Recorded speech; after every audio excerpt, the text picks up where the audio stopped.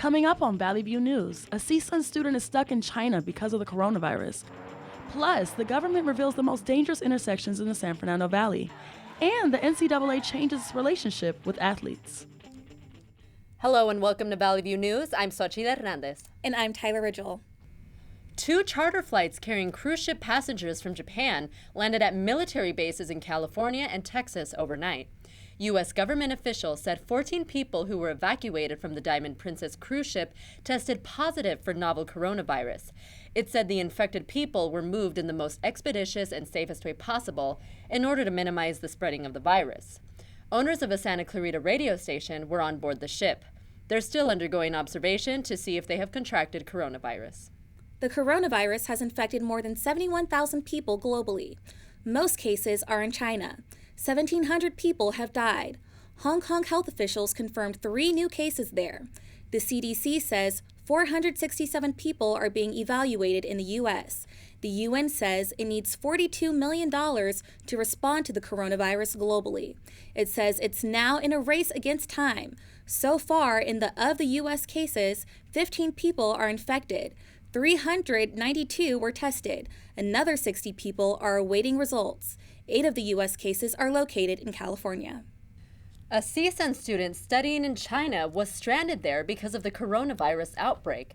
At first, CSUN wasn't doing enough to get him home. Then the student's mother got involved and changed the equation. Valley View News reporter Esteban Reynoso has the story. He's like, "Really, Mom? Another picture?" Nancy Crank is the mother of CSUN graduate student Samson Adame. Adame is studying abroad in China. Last week, CSUN told Adame to hop on a flight and get out. Then, this happened. There's a notice that the program's going to be suspended. And he contacts me on the 10th and says, "I just got this email saying the program's suspended. Your travel insurance is stopping on the 12th of February. At that point, I go, "Oh my God."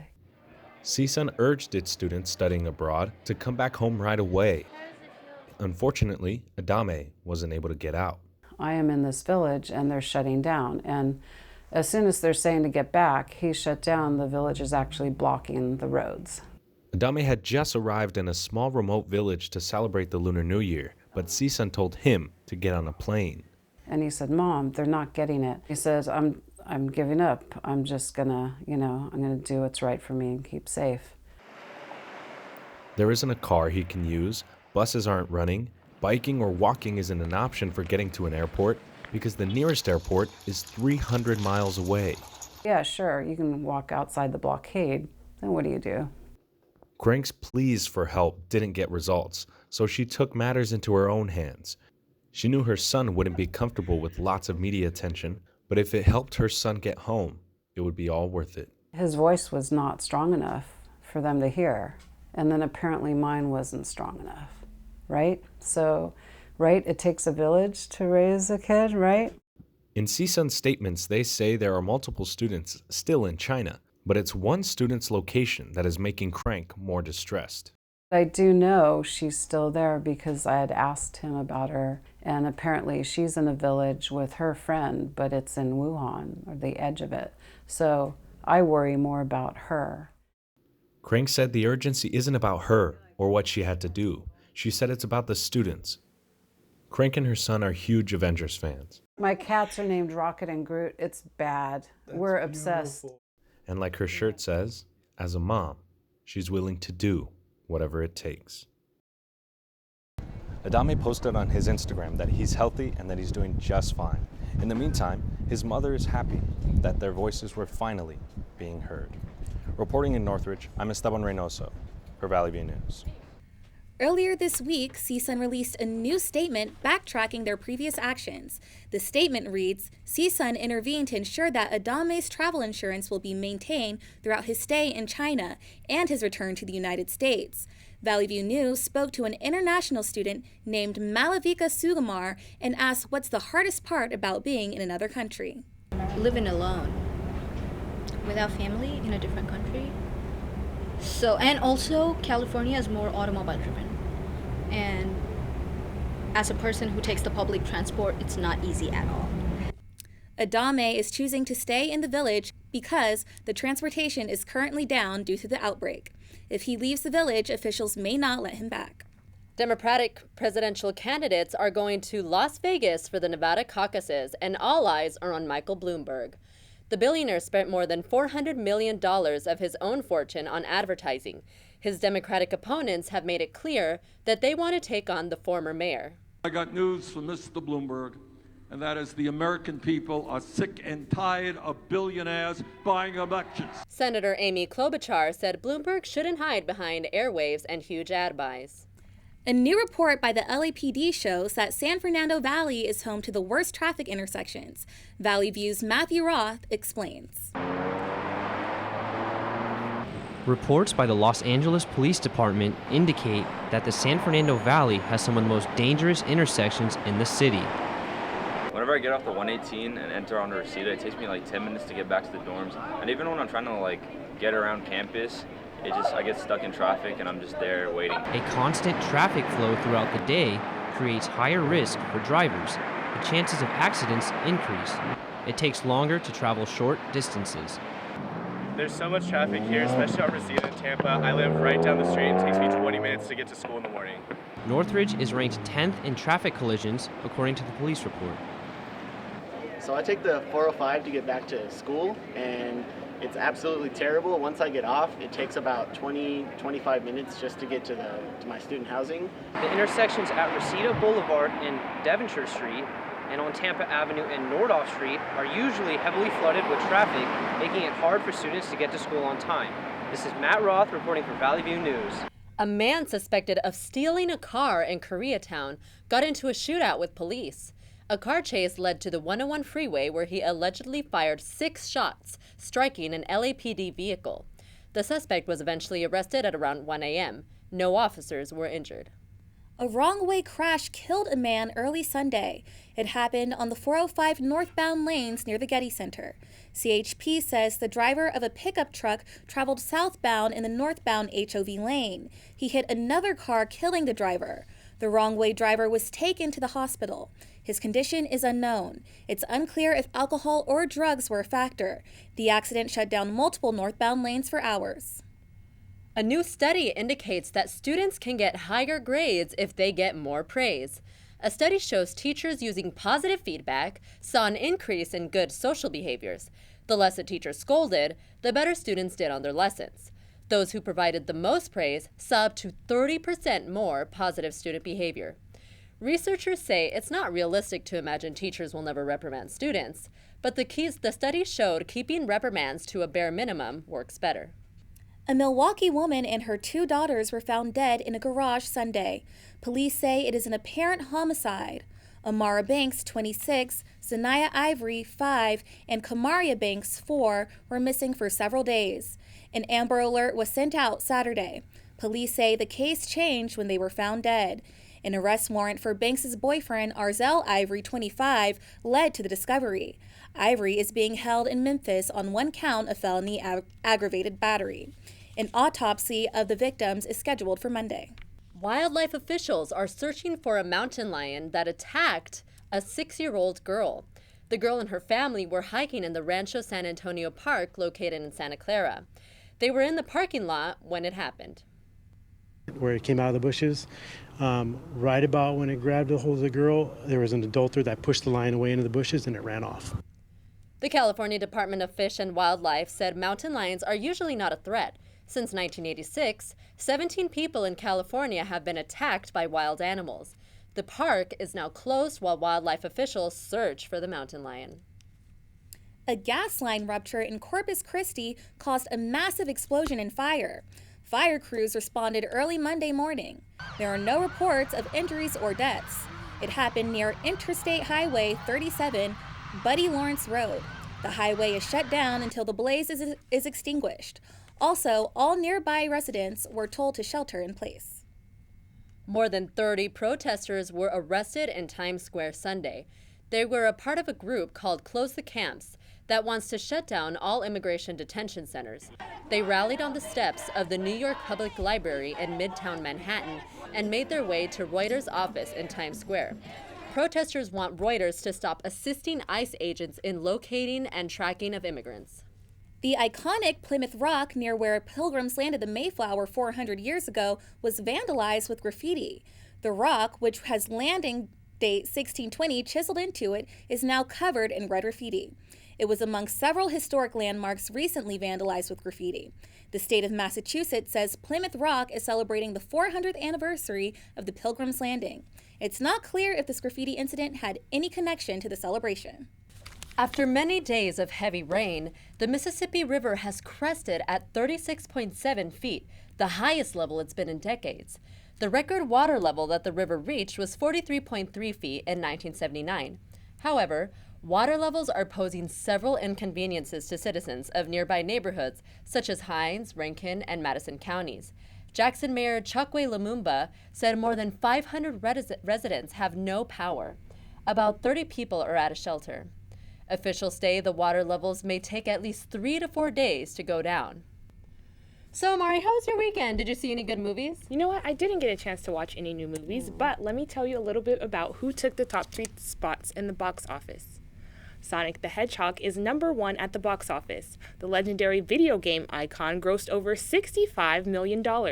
Sonic, the video game adaptation, surpassed Detective Pikachu. And second, Birds of Prey and the Fantabulous Emancipation of One Harley Quinn, the follow-up of Suicide Squad, made $17 million.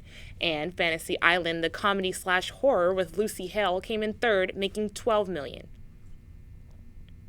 16-year-old Ugandan actor Nikita Pearl Waligwe died from a brain tumor. She starred in the Disney film Queen of Katwe. It was based on the story about a Ugandan chess prodigy. Her death was announced by her high school. The high school said Waligwe was a darling to many. Also, the LAPD said former Hollywood therapist Amy Harwick was found unconscious after falling 3 stories from the balcony of her home. Harwick died later at the hospital. Police have a suspect in custody. He's identified as Harwick's former boyfriend. She had a restraining order on him. Elton John said that he has walking pneumonia. On tour in New Zealand, he apologized to his fans for not doing his best work. The 72-year-old British singer posted about his illness on social media. He said he was sorry for his performance. The CDC says walking pneumonia has symptoms that are milder than pneumonia. John is currently touring as part of what could be his final world tour. He has 2 more concerts planned.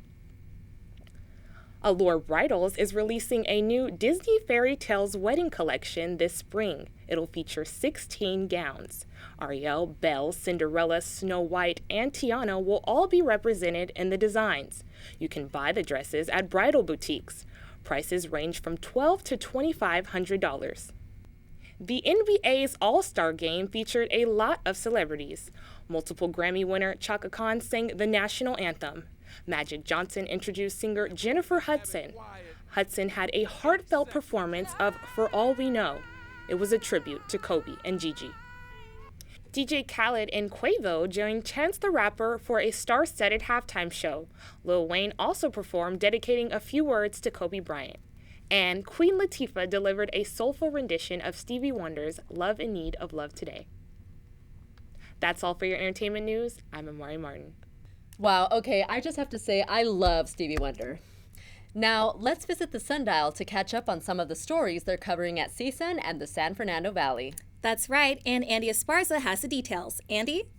Thank you. This week at the Sundial, we're covering the U.S. military. Our topics will include why students join the military, Code Pink, which is a women's organization to end U.S. wars, and lastly, deported veterans. Our new issue is available this Wednesday, and make sure to tune in online to the Sundial's website for new and updated content. That sums it up here at the Sundial. Thank you, and back to you. More to come on Valley View News. More than 5 tons of cocaine were seized in Costa Rica. And SpaceX successfully launches 60 Starlink satellites, coming up on Valley View News.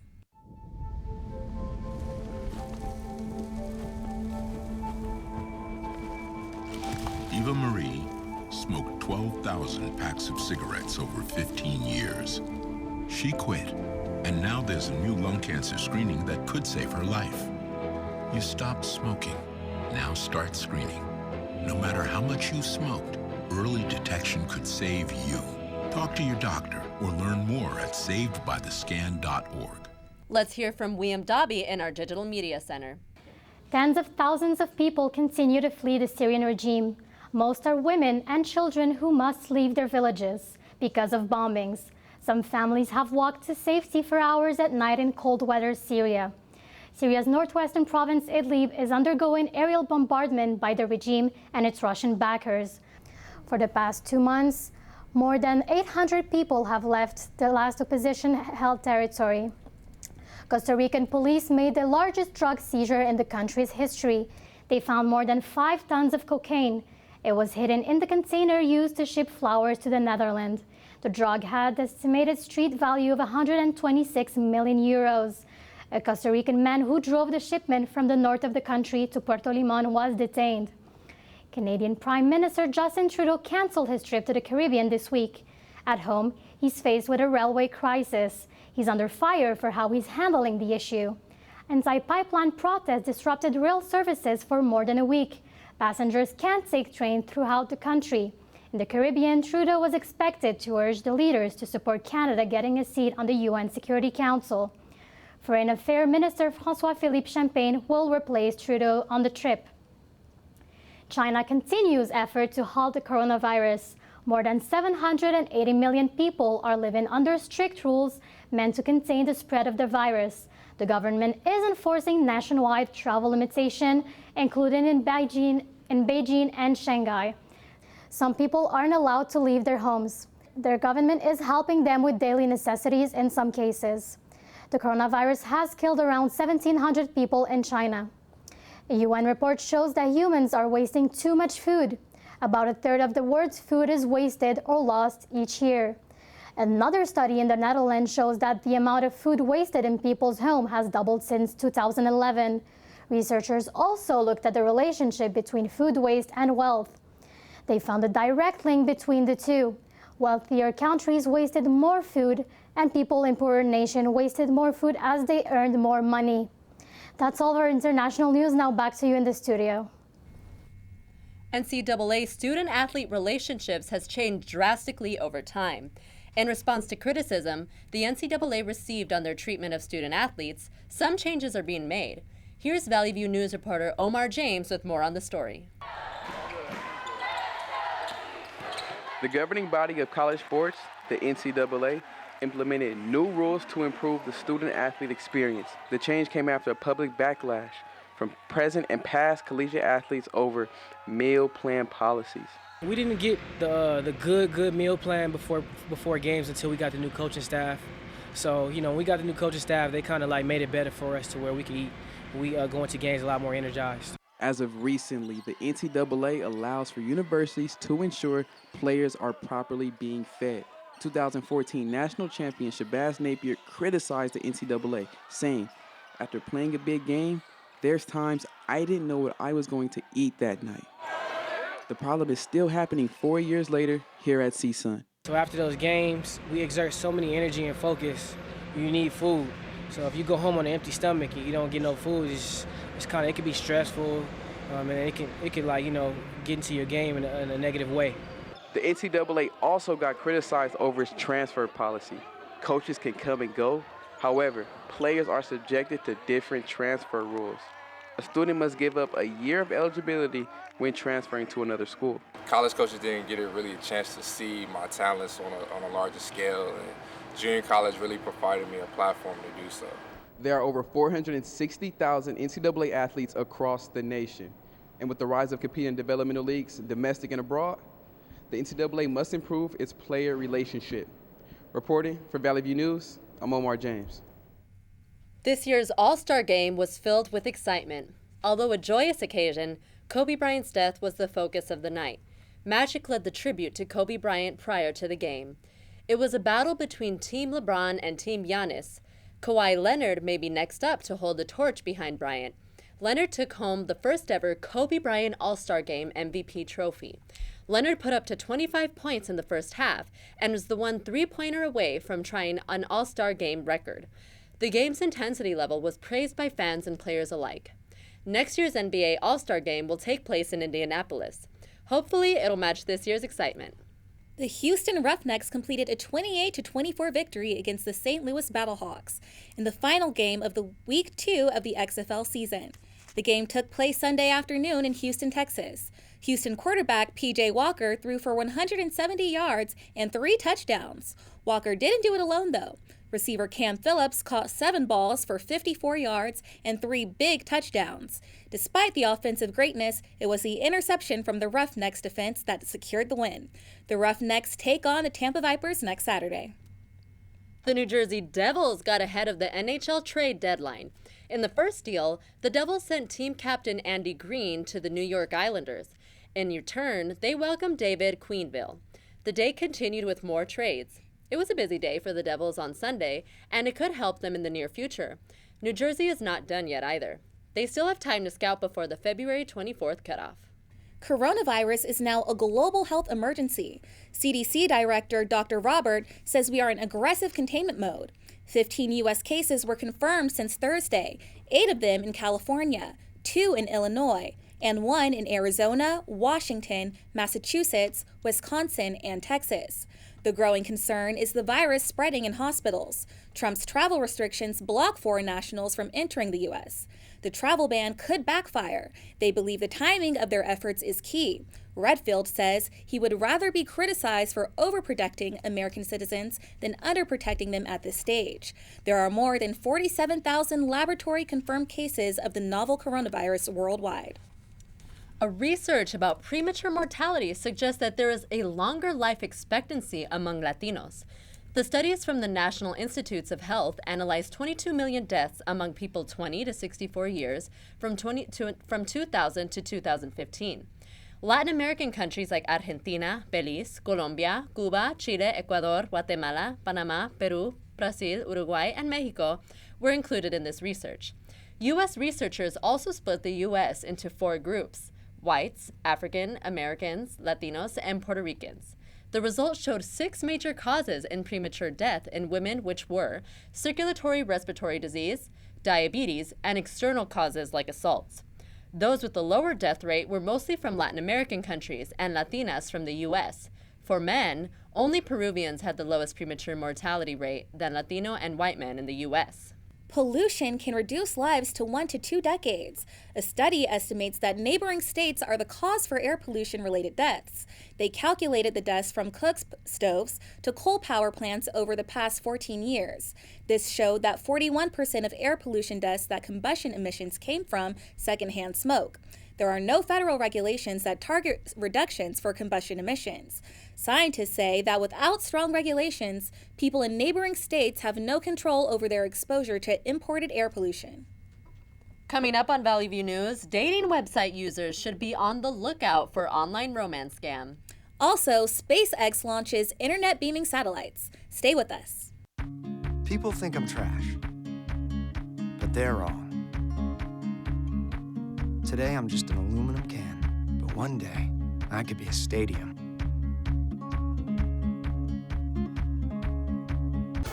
You made her college years possible, opening that education savings account when she was little, spearheading campus tours, and deciphering financial aid. If you can ace planning for college, you can do it for retirement. Get on track with tips at aceyourretirement.org. Here's Valley View News with Brittany Smith with social media and tech. Stocks are on the rise in spite of coronavirus fears. The Dow finished the week up 1%. The S&P 500 closed 1.6% higher. Both indexes hit all-time highs midweek. The Federal Reserve actions helped boost the S&P 500 by 12% last fall. Purchases of short-term T-bills helped loosen financial conditions. Experts say Japan's economy is shrinking and is steps away from recession. The decline is connected to the typhoon that hit Japan last fall. The spread of coronavirus plays a part too. Some analysts expected the downfall and a quick recovery, but now, after the coronavirus outbreak, a first-quarter recovery is far from reality. Back in December, Oxford Economics predicted that a $120 billion government stimulus package would improve the economy. Since Japan makes up 16% of the global economy, many markets are concerned an interruption in global supply chain will likely trickle down to consumers and their spending habits. A rocket carrying research supplies to the International Space Station launched from Virginia last weekend. It took off from NASA's Wallops Flight Facility. 3, 2, 1.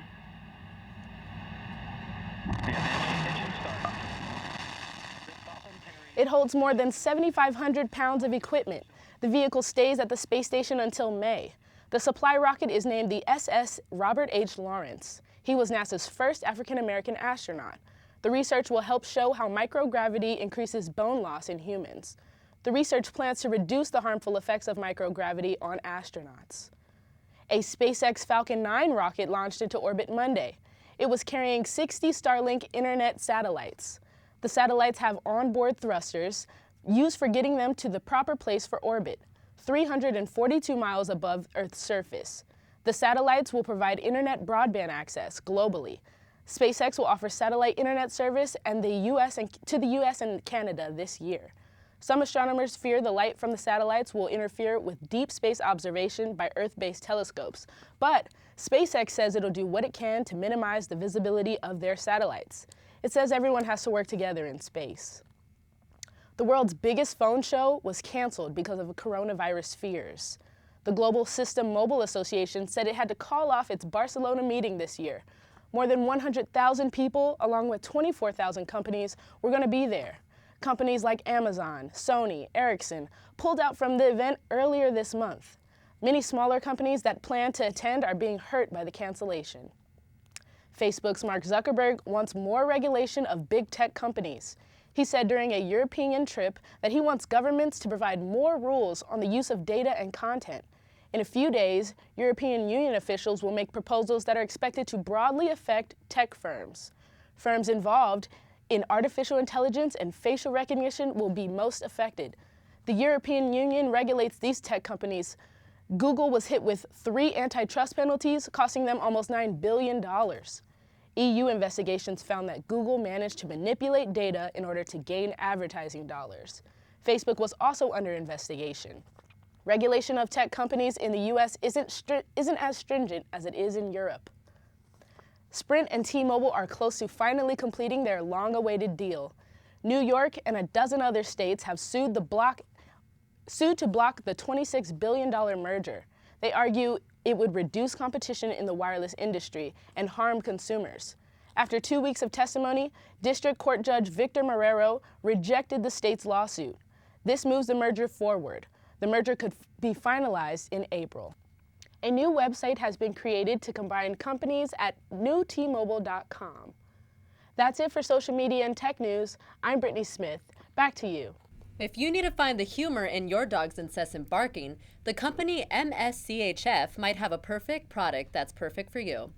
The company created a dog collar called the Cuss Collar, which will sound a cuss word every time your dog barks. The collar isn't used for training purposes. It's only used for when the canine feels upset or excited, and then it starts breaking swear words. The collar is currently sold out, but canine owners can sign up for the details on cusscollar.com/product to get their furry friends swearing like a sailor. That's all for us at Valley View News. Thank you for watching. I'm Xochitl Hernandez. And I'm Tyler Ridgel. For news any time of day, go to our website, sundial.csun.edu. See you next week.